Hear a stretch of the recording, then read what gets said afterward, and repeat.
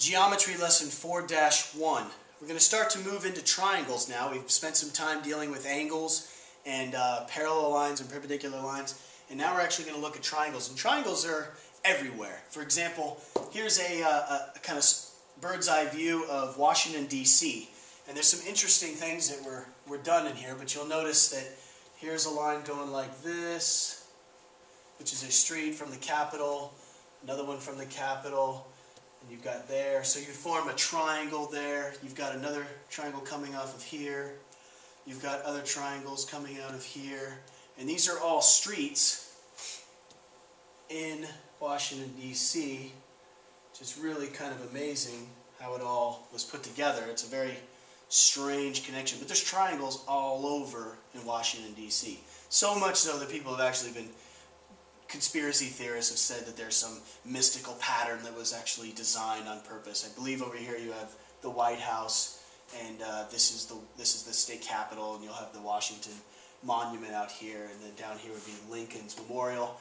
This is the tidal basin, so over here would be Jefferson's Memorial.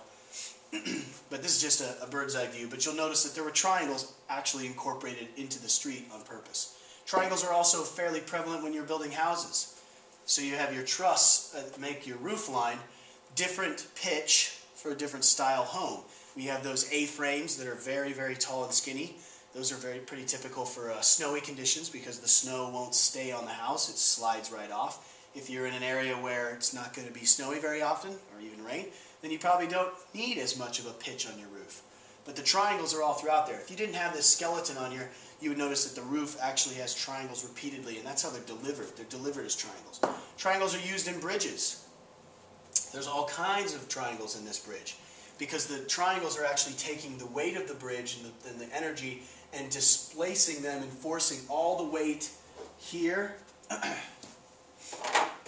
So it's pushing all the weight this way and all the weight this way via those triangles. The structures of the triangles actually help for strength. Also in the part going over the top of the bridge, you have triangles because of their strength. They won't bend as easily, so it's pushing it to the sides, which obviously has these pieces where this would push all of it out to the edges of your particular bridge that you're looking at. Okay, more examples of where we have triangles. Triangles can be used to make aesthetically pleasing architectural designs. So there was a triangular view of this building made in such a way because they wanted that triangle to be there. So it forms multiple triangles for the eye to see, so it's pleasurable. And possibly some different triangles forming domes. You also know that I have some domes hanging in the room that are made out of triangles. You can make them in a number of ways, whether they're equilateral or isosceles, makes a slightly different dome. And more triangles involved in the Chrysler building.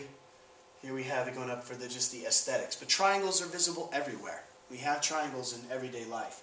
So some of our more common types of triangles, if we wanted to classify the triangles by their sides, just the sides alone, then we have three different scenarios. We have what we call the equilateral triangle. Equa meaning equal, and lateral meaning edges. So here we have an equilateral triangle, and there's one dash mark on each side because they're all the same. The dash mark means they're the same. This is the isosceles, and isosceles simply means it has a minimum of two equal sides. And I put two dash marks because I didn't want them to think they're the same. So these two dash marks are actually identical to each other because they're isosceles. Now in reality, since the definition is it's a minimum of two, this is an isosceles triangle because it does have at least two. It's just even a more perfect isosceles called equilateral. And our last type, classifying by sides, would be known as scalene. None of the sides are the same. And if we labeled them, we would label them, this one's different than this one is different than this one. So they're all three different sides. That's classifying something by its sides. To classify by the angles now, looking at the interior angles that form and make the triangles, we have a few more. We have what we call acute. All three corners are less than 90 degrees. That's why it's acute. Not just two, not just one, but all three of them. All right? They're all less than 90. And equiangular. Remember, equa for equal, angular meaning angles. If it's equiangular, that means this angle, and this angle are all exactly the same. They have the exact same value, which would have to be 60, 60, 60 because all triangles form 180. We have obtuse, and obtuse means there will be exactly one angle in it that's greater than 90 but less than 180. There can't be two because we only have a total of 180 degrees, so there can't be a triangle that has two obtuse angles. It can only have one. And our last one by classification of angles is a right triangle. Doesn't matter what the other angles are, as long as one of them is 90 degrees. That would make it a right triangle. Now you can actually put these two together. You can classify triangles by sides and by angles. Like this would be considered equiangular and equilateral because it's got all three sides are the same as well.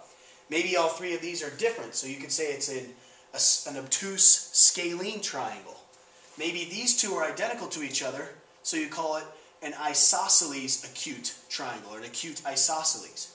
This one here, maybe it's a scalene right triangle. Or maybe these two are the same and it's an isosceles right triangle. You can't have an equilateral right triangle because then the other sides wouldn't be the same.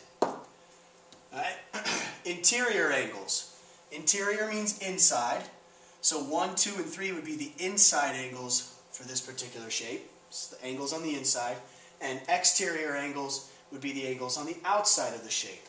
Inside would be inside the triangles. The outside here would be the exterior angles. And this one we're talking more inside stuff. Interior is in, exterior is out. The triangle sum theorem. So this is a theorem that we would use with any of our proofs. If you were to take this angle right here and add it to this angle and add it to this angle, it should produce 180 degrees. Now I'm going to test that theory out. I'm going to actually move these. Let's draw them in another color. So here is one. Here's another. And this is the third. And if it's done correctly, I should be able to take all three of them and form a 180 degree angle.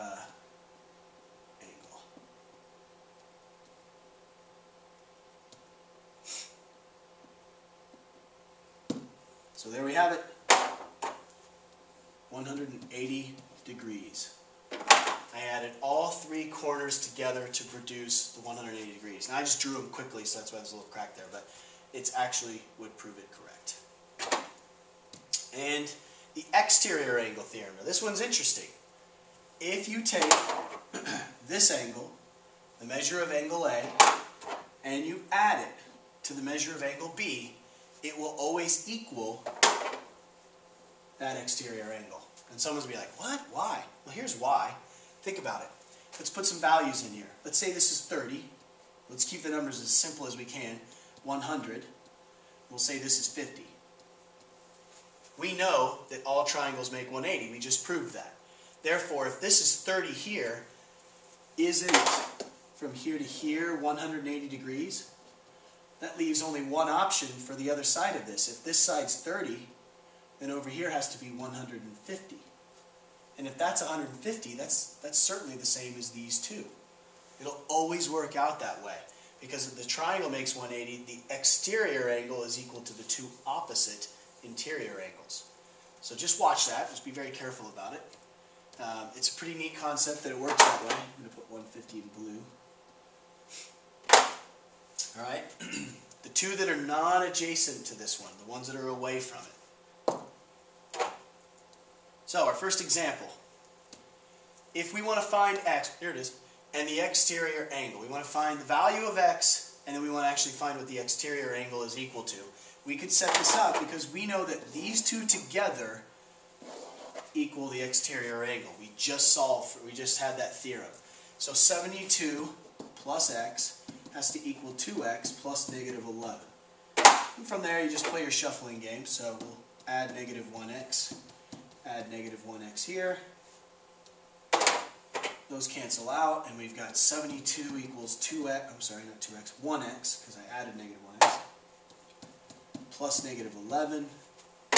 Now we just add 11 here, add 11 here, and we end up with 83 equals 1x or x. So we've solved for x. Now, if 72 is here and 83 is there, remember this is now 83 degrees, you have two choices. You can either stick the 83 in there and go, well, 2 times 83 is 166, and then 166 minus 11 is going to be 155, or you know that the exterior angle is equal to these two added together, and 83 plus 72 makes 155. Either way, it works, which is kind of nice that it does. Be unfortunate if it didn't. The corollary. Now this is an interesting one. You got to remember the word corollary is a statement that can be proved easily using a theorem. So I'm going to make a statement that I can easily prove using another theorem. Right? So the corollary to a theorem. So here's the corollary to the triangle sum theorem. Okay? Let's go back to the triangle sum theorem real quick. The triangle sum theorem says that all three angles in a triangle will always equal 180 degrees. So the corollary to this is saying that the acute angles of a right triangle are going to be complementary. Let's think about why that works. The reason why it works is that all triangles are equal to 180 degrees. And if you take up one of them with the 90 degrees, that means the other two have to equal 90 degrees. It's the only way it would work, because these two have to add up to a total that when added with 90 makes 180. So the acute angles, which these are the acute angles, they're less than 90, are going to be complementary because they add together to make 90 degrees. They have to. There's just no other way around it. That's based off of the triangle sum theorem because it says that all triangles equal 180 degrees. That's why it's called a corollary, because it's actually proved easily using another theorem. And our last example, the measure of one acute angle of a right triangle is 1/4 the measure of the other acute angle. Find each angle. There's actually more than one way to do this problem, but here I've labeled it with all the information we need. We know we have a 90-degree angle, and we know we have these other two angles, and it said that one of them is 1/4 as big as the other.